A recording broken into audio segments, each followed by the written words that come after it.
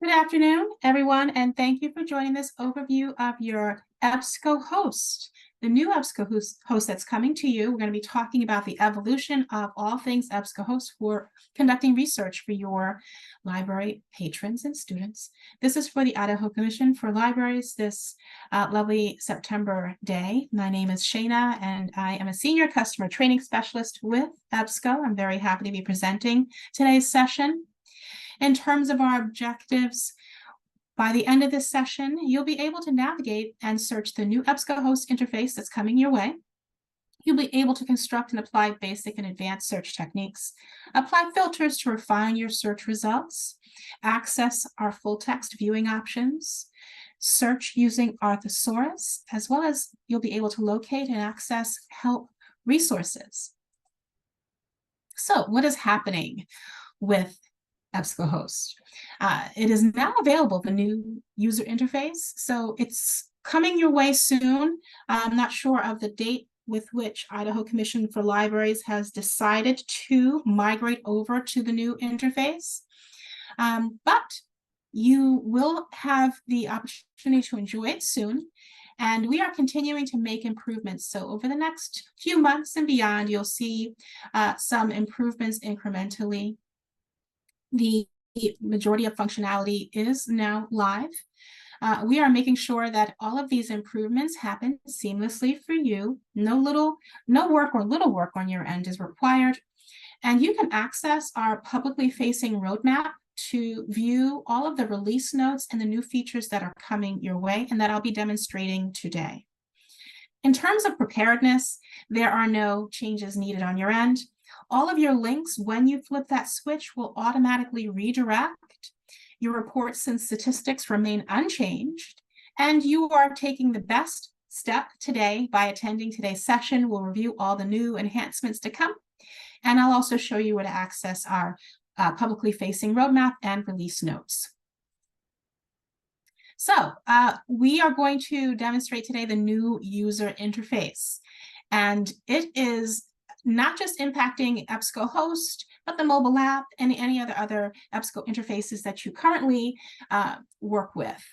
And this new user interface has been developed as a direct response to years of customer enhancement requests, and also bringing it into a modern web design and meeting all of the new accessibility requirements. So we want to be in compliance, and we also want to move toward the internationalization of our products. So for all of those reasons, we have improved this new user interface to make it more modern, accessible, and easier for all of our users to make the best use out of them. One of the biggest charges for the improved user interface is accessibility. So we are working towards WCAG 2.1 AA compliance, which is Web Content Accessibility Guidelines. We have made this entire interface responsive, accessible on all different size devices. We have reduced the cognitive load by simplifying the design. You will see some great features, including transcripts for video, autocorrect functionality, quick filters, skip links, headings and landmarks for screen reader navigation, descriptive text for images and non-text elements, as well as those accessible full text formats such as HTML, EPUB, and we have enabled text-to-speech, not only in HTML, which you currently can enjoy, but text-to-speech will also be available in PDF format, as well as the ability to download the audio as an MP3. Okay, so some great accessibility features coming your way. You will see consistency across all of our viewers, and they are all responsive with accessibility tools. Okay, as well as consistent sharing tools. So you'll see that whether you're viewing full text as an HTML, a PDF, or an EPUB for our ebooks. You'll also see new and improved citations and records management, new format currency, MLA, 9th edition for citations, record download and export. You'll see new and expanded formats to support PDF, Microsoft Word, CSV, BibTeX, Mark 21, and XML. So that's just a quick overview of what we're about to demo live. For all of you who have just joined us, thanks for joining. I have automatically muted you, but if you have a question or a request, feel free to unmute yourselves to ask live or utilize the chat feature that can be located in the Zoom toolbar. All right, so let's go into our live demo. I don't see anything in the chat, so let me exit out of this presentation, and I will pull up the new UI. First, let me start at the lilly.org site where you can access the new EBSCOhost. There is an A to Z listing here, and you'll see links to your EBSCO resources available on the landing page. But I imagine that all of the individual libraries have links to EBSCOhost on their individual libraries' websites. So this is just a plug for lilly.org. Before I dive into the new UI for EBSCOhost, I want to show you, or just level set with where your EBSCOhost currently exists. So this is the classic interface, which you currently have access to. I believe administrators may have been given a preview link to view the new UI, but for patrons currently, you have access to the classic. The search box is available here in the upper left corner in this interface. And then you have the opportunity to employ some search modes. But this is what you're accustomed to. All of your links to the SORI publications link images are all available at the top navigation bar. So this is just a level set. I'm not going to bother to demonstrate search within the classic EBSCOhost because this has been around forever. So let's now dive into the new UI. So here we are. This is the new EBSCOhost user interface. And if you are familiar with Explorer or Discovery, if you have those interfaces, then this may look very similar to those, as they have also already moved into the new user interface. But similar to your existing EBSCOhost, right above the search box, right here in the center of the page, you'll see the link to access the different databases that you have access to. If you want to conduct searches within particular databases, you can choose one or many. So that has not changed, okay? Some things that have not changed as well, of course, the search box where you can enter your keywords to search for articles, ebooks, and more. One thing that has changed is access to the quick filters right below that search box. You see that we have access to selecting or pre-selecting for our search results online full text, peer-reviewed articles, and quick time filters for resources published within the last 12 months, 5 years, or 10 years. So those are quick filters now available right below the search box before you execute your search. The link to advanced search is available there as well, right below that search box in the lower right corner of the search box. Now, another thing that is new, on the left side of the screen, you'll see My Dashboard.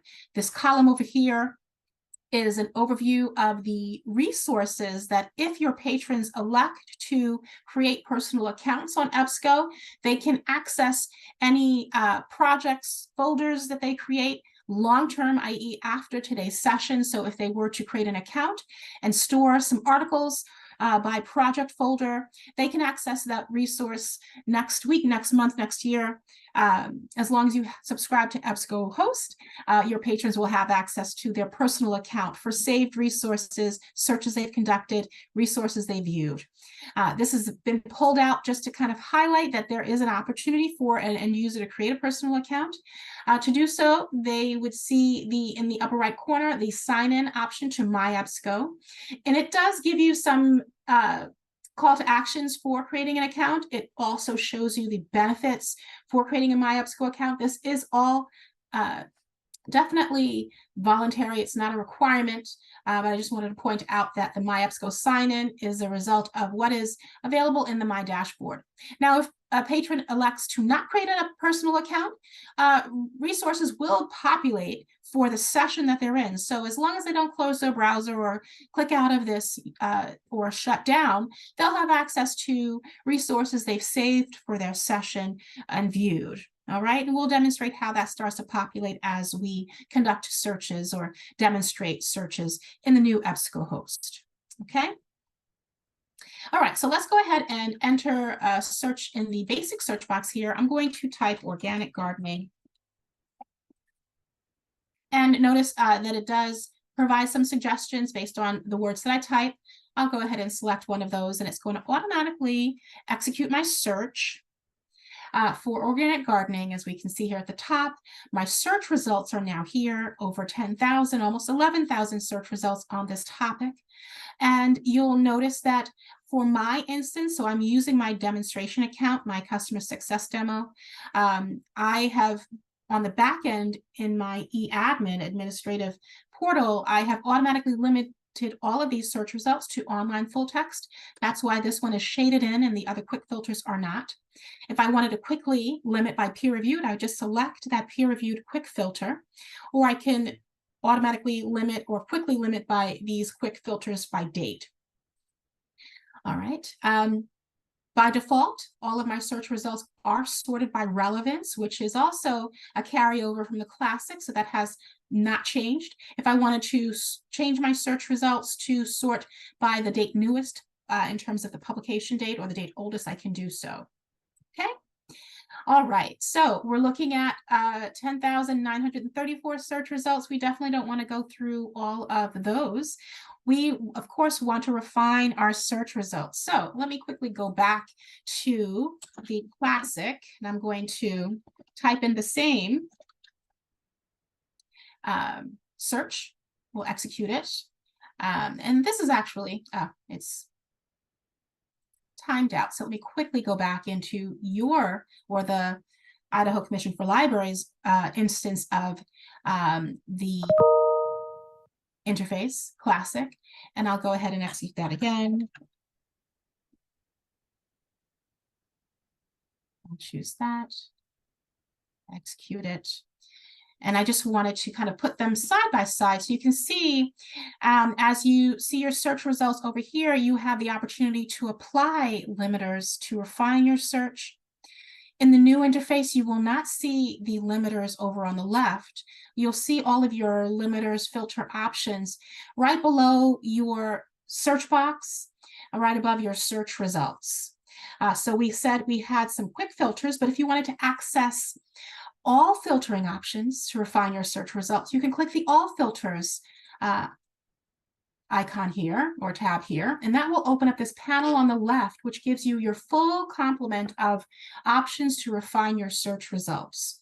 So you'll see by default, online full text has been pre-selected, and all of my active filters will populate at the top under active filters.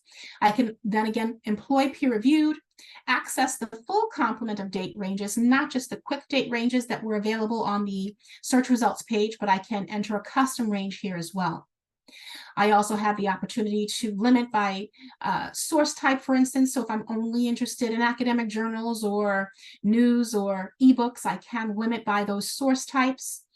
I can limit by the subject terms or the thesauri. So if I'm interested in the subject terms or subject headings related to my search for organic gardening, maybe I'm interested in agriculture, or organic foods, or organic farming, and those subject terms are indicated here. Additional limiters, I can limit by Lexile range. So if I want to identify the reading complexity or an appropriate reading complexity for my patron, let's say we have a younger patron who may not be as well versed in reading comprehension, maybe I want to identify an easier read, an easier article. So the lower the Lexile range, the easier the read. I can do that with the Lexile range limiter here. I can also limit by publication. These are all populated based on my search results set. So if I want to limit to articles published by Organic Gardening or by Farmers Weekly, I can do so. And the hit counts, the number of resources for each of these publications, are indicated in brackets to the right. Additional limiters include company limiters, language limiters, geography, industry codes, categories as well. So these are all of our filtering options. If I were to choose some, and I'll go ahead and choose a few, maybe I'll limit to academic journals as well as magazine articles. Maybe I'll limit to articles published within the past 5 years, for instance. And I'll go ahead and update. I'll apply those filters, and it will automatically update my search results. And now I'm down to just 731 search results.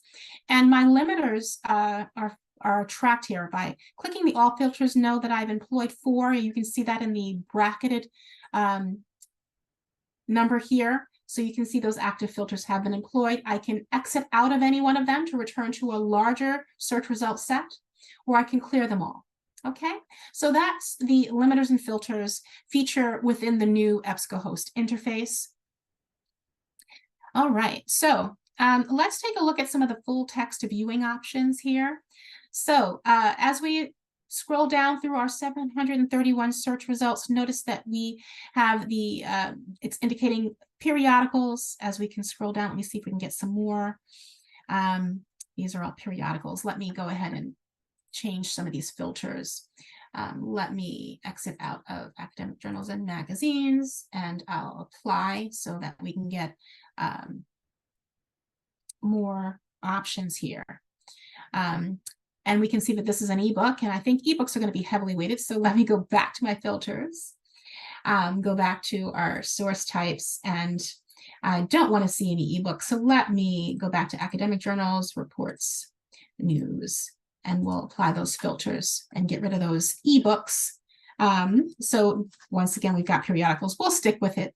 But we'll see here that we have the title of the article, a quick summary.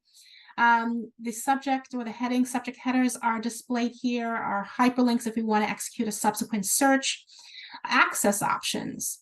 Now let me go back to the old version. Remember, your full text viewing options are indicated with these icons for PDF and HTML in the old version.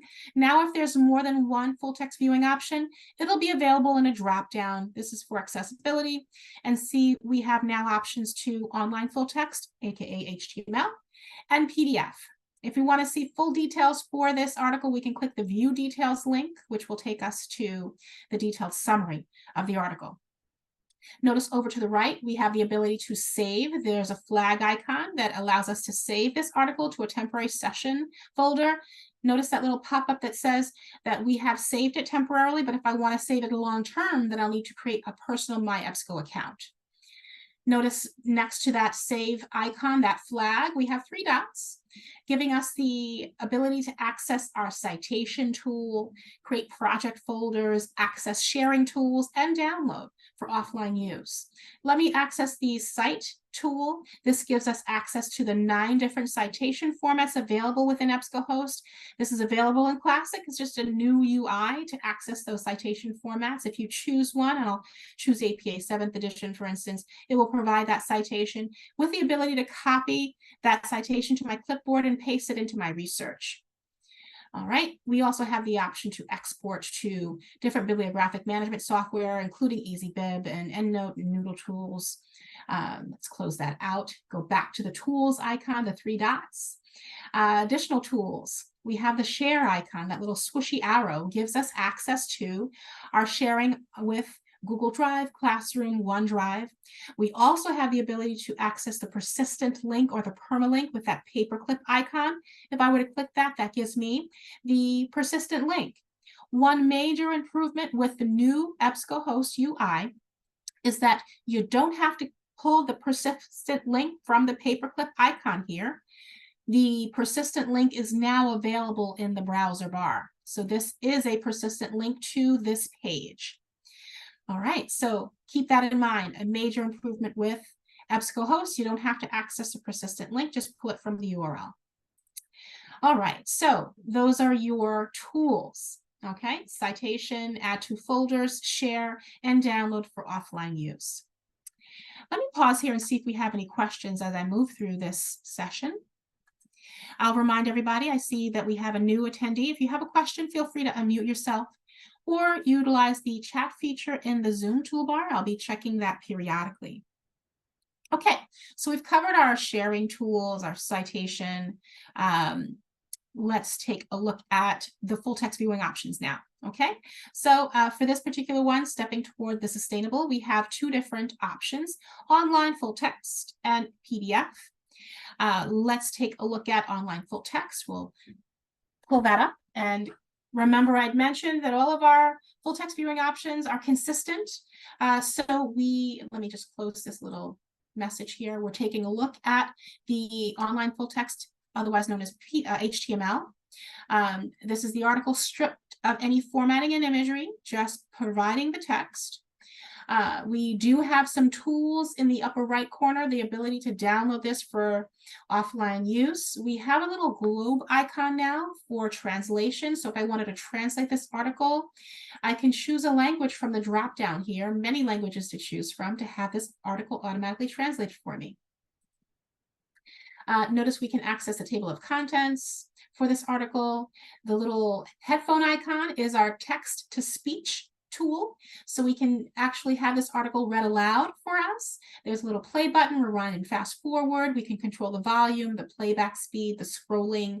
We can download the MP3 for the audio if we would like, with the download icon here on the text-to-speech tool here. And we can also control the text highlighting and the sentence color as the article is read aloud. And I'm going to demonstrate that quickly. Let me just press play on this tool. Stepping toward the sustainable: how and why today's gardeners transition from traditional practices to a more natural approach. When I began my professional gardening career over 25 years ago,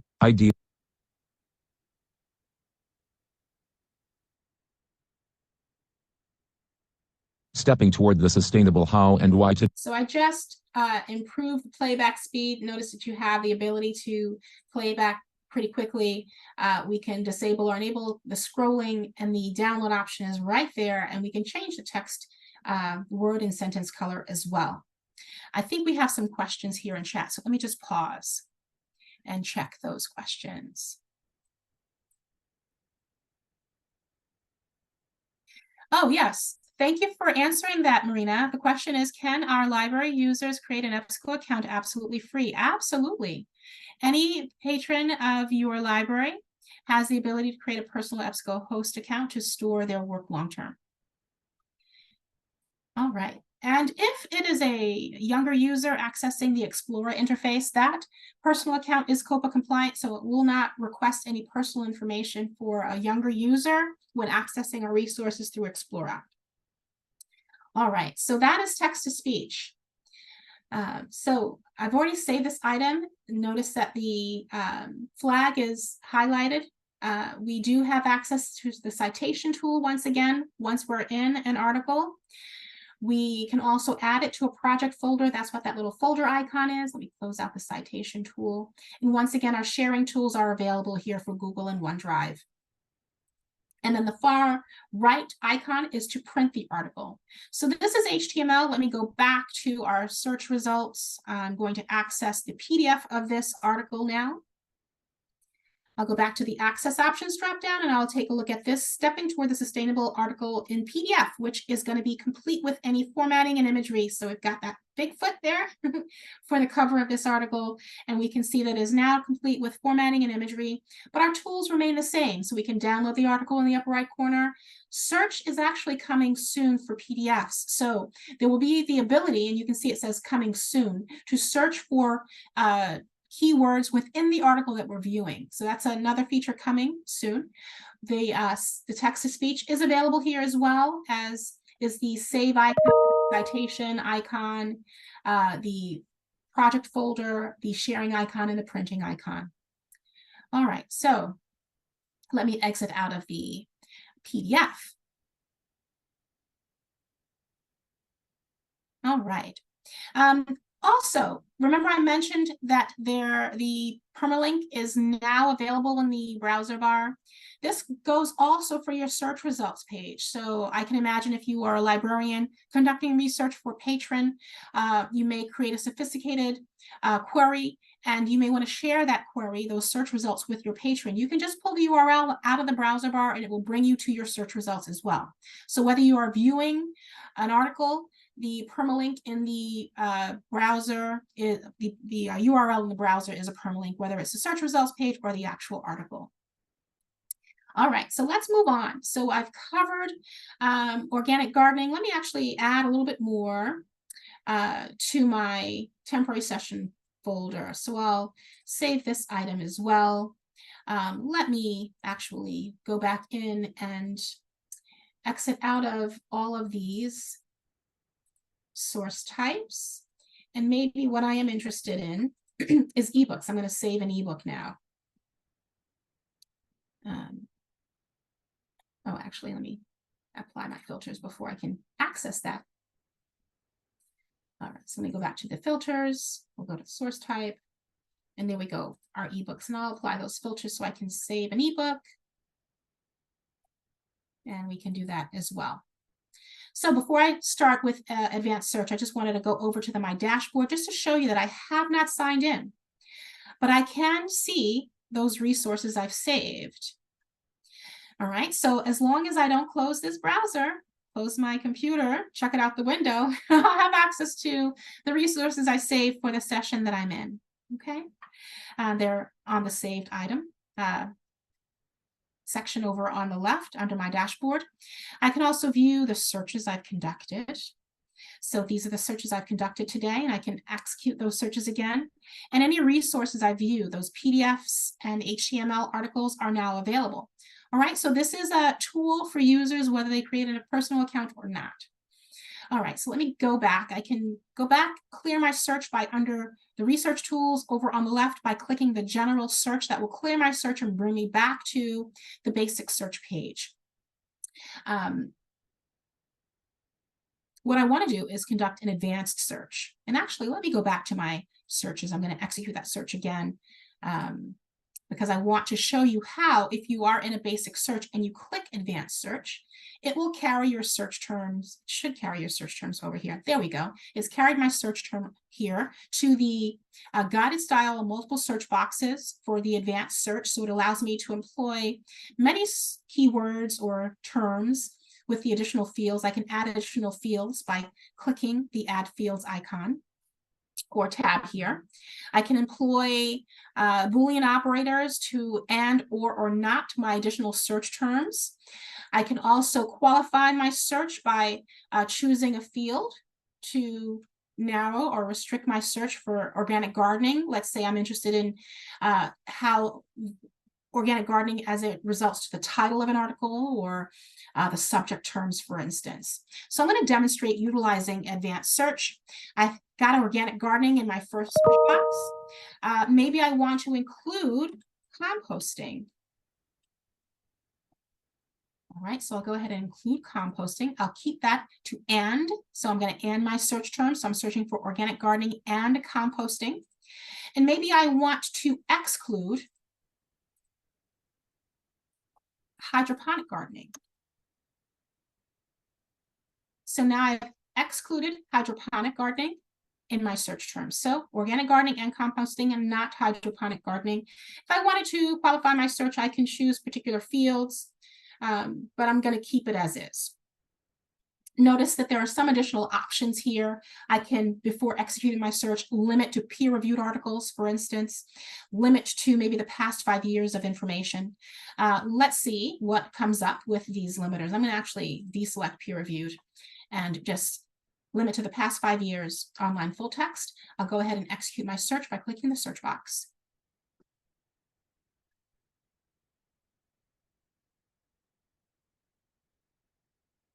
Okay, and so instead of getting thousands or hundreds of search results, by employing the advanced search options, I am limited to just 17. So it's a quick way to get to a more refined set of resources that may pertain to my research or, whatever I'm using this interface for.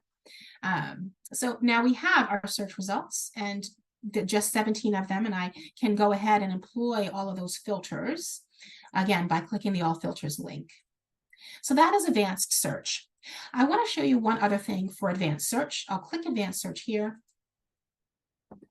And I also wanted to show you how you can access the thesaurus. Okay, so below the guided style search boxes and the search options, to the right of the search options tab, you'll see the thesaurus. Okay, so if you wanted to search the subject thesaurus for the different databases You can choose the database. And so this, remember, this is my demo account. I've got several databases to access the thesauri for. I'll search the master file premier thesauri, and then I'm going to search for the same topic, but this time, instead of using keyword searching, I'm going to search the subject headings, okay? So by default, it's going to provide results by relevancy ranked, and I'll keep that. I do have the opportunity to change that to term begins with, but I'll go ahead and click the magnifying glass within the thesaurus. Now we can see below that organic gardening is indexed, is a subject heading within the master file premier thesaurus. Notice it is a hyperlink. And you also can see that to the right of that is an explode option. I'll explain what explode means, but let me click organic gardening. That hyperlink shows you that there are broader terms, gardening, and related terms, companion planting. And if there were narrower terms, it would include that in the explode feature. For some reason, it's not displaying there, but you can see if I click to explode organic gardening, it's including the narrower terms, which are bio-intensive gardening. Not sure why that's not showing. Let me just do that again. For some reason, it's not showing the narrower terms, but that's okay. A little glitch there today for our demo account, but you can see that there are narrower terms. Bio-intensive gardening is a subset of organic gardening. There are more, so there are 25 pages of subject terms.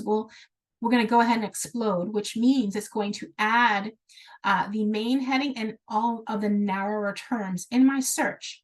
So I'm going to go ahead and join those broader and narrower terms, or that key term in the narrower terms, using the and feature, and we'll click add to search. And so notice how it is now included all of those using subject search, okay? So let me exit out of these others, and we'll go ahead and conduct a search using the thesaurus.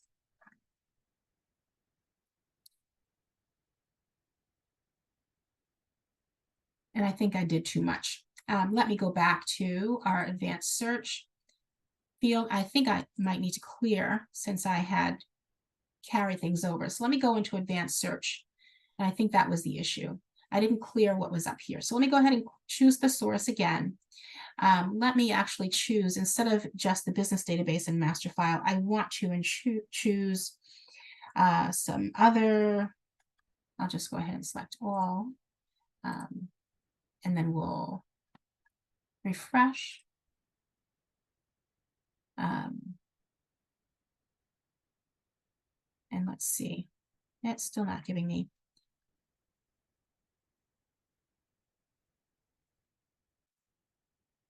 My additional databases. All right, so there we go. Here we go. And I'm going to choose a database that has more terms or topics related to organic gardening. So I'm going to choose the environmental thesaurus. And now I'm going to go ahead and enter organic gardening, conduct that search. Oh,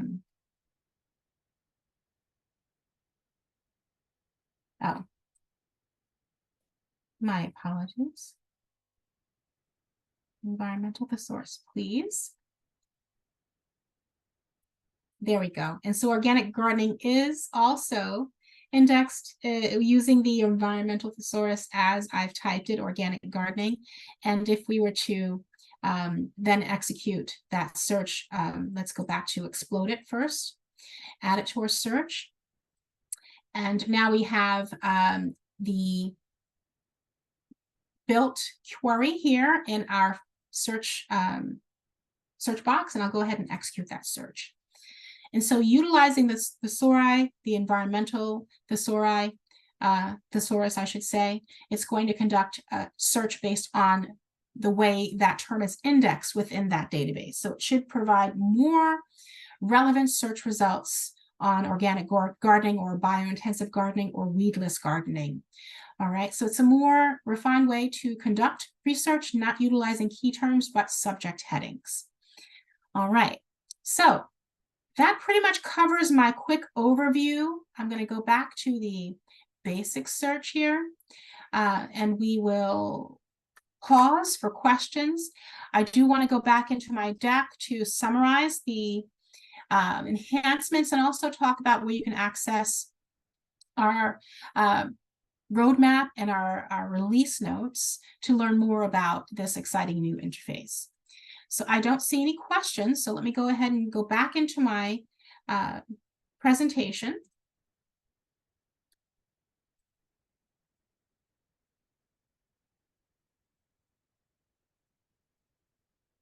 And I just wanted to summarize some of the changes that I demonstrated. Of course, it's a more user-friendly, intuitive interface, cleaner.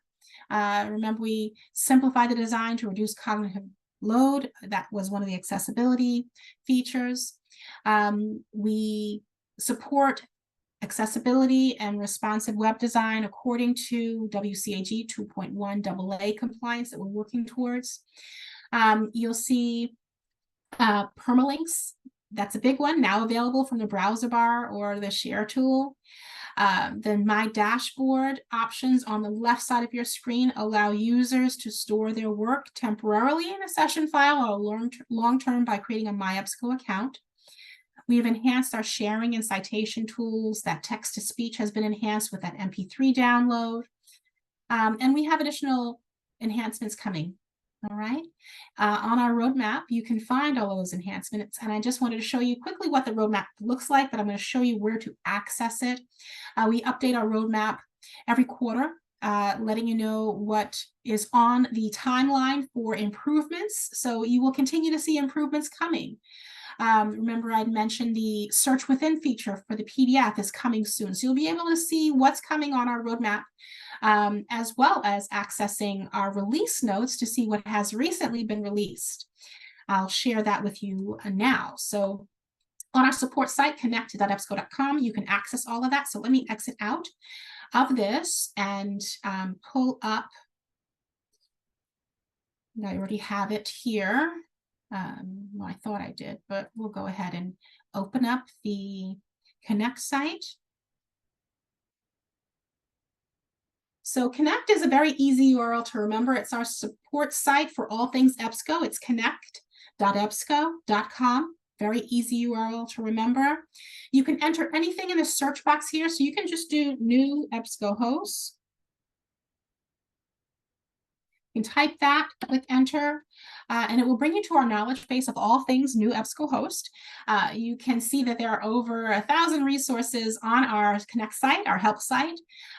So you can access articles about the new EBSCOhost interface. You can access videos. I'll go ahead and maybe filter by those resources. So we've got some YouTube videos, some videos on our platform about EBSCOhost. We've got some advanced search tips and tricks. So all things new EBSCOhost will be available on the EBSCOhost connect.ebsco.com site.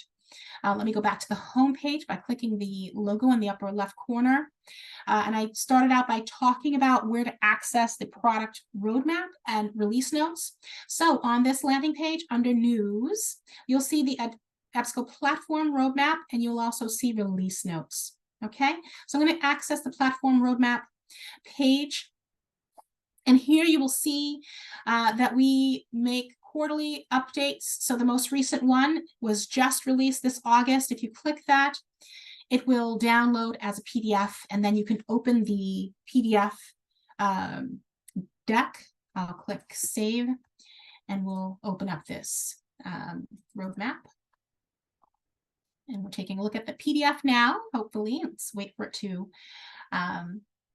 render. Okay, so we're looking at the August 23 updates, and it's not just for EBSCOhost, but you can see the new UI roadmap for other interfaces like Explorer, the mobile app, and You can jump into any topics, like if you're interested in authentication updates, accessibility updates, for instance, and it will show you what updates are on the roadmap by month and year. Okay, so that's our roadmap. Let me go back to the Connect site and talk to you about release notes. We can click the release notes tab, and that will show you what has recently been released within the last 3 months. Let me click release notes.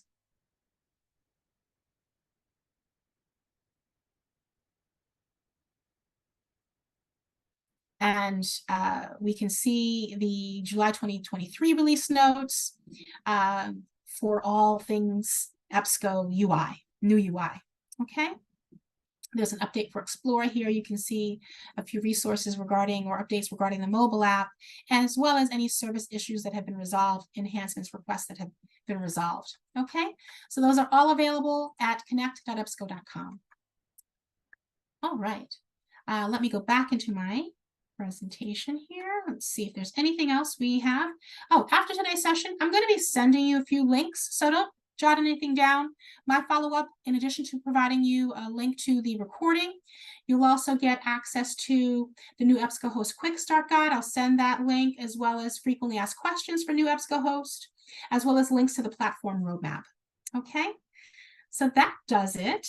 I am happy to answer any questions.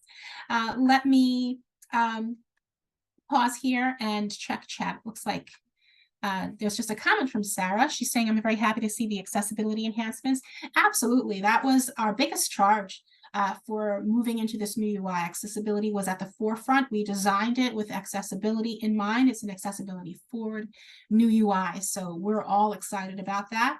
And we're also excited about our WCAG 2.1 AA compliance that we're working towards. So any other questions, guys? All right, well, I'm going to go ahead and exit out of this slide. Let me put my evaluation link in the chat for everyone. If you have any questions or comments, feel free to let me know utilizing that little bit.ly link that I just put in the chat.